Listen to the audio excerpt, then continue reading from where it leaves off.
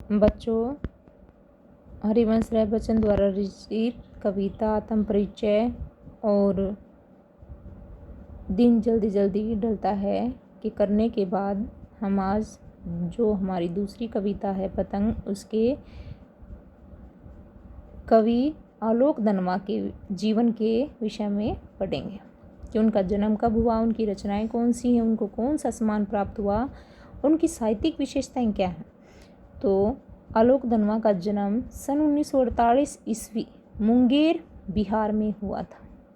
इनकी प्रमुख रचनाएं हैं पहली कविता जनता का आदमी 1972 में प्रकाशित, उसके बाद बागी हुई लड़कियां, ब्रूनो की बेटियां से प्रसिद्धि दुनिया रोज बनती है इनका एकमात्र संग्रह है। इनको प्रमुख जो पुरस्कार सम्मान प्राप्त हुए थे उसमें है राहुल सम्मान, बिहार राष्ट्र भाषा परिषद का साहित्य सम्मान, बनारसी प्रसाद भोजपुरी सम्मान और पहल सम्मान।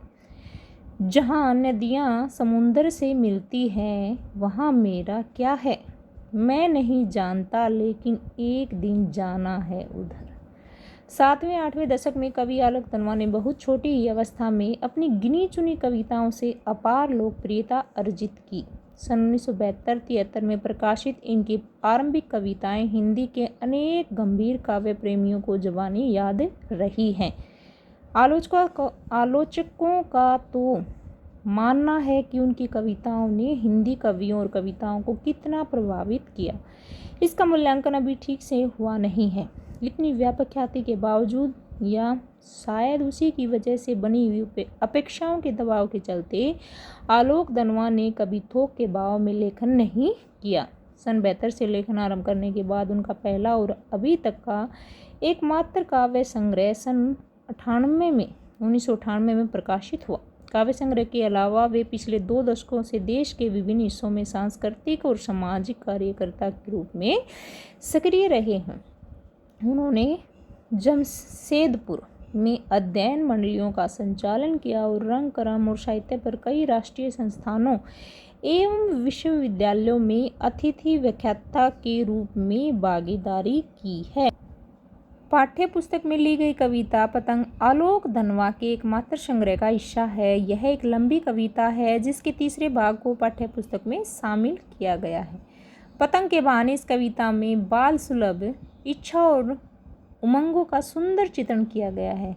बाल क्रियाकलापों एवं प्रकृति में आए परिवर्तन को अभिव्यक्त करने के लिए सुंदर बिंबों का उपयोग किया गया है। पतंग बच्चों की उमंगों का रंग बिरंगा सपना है।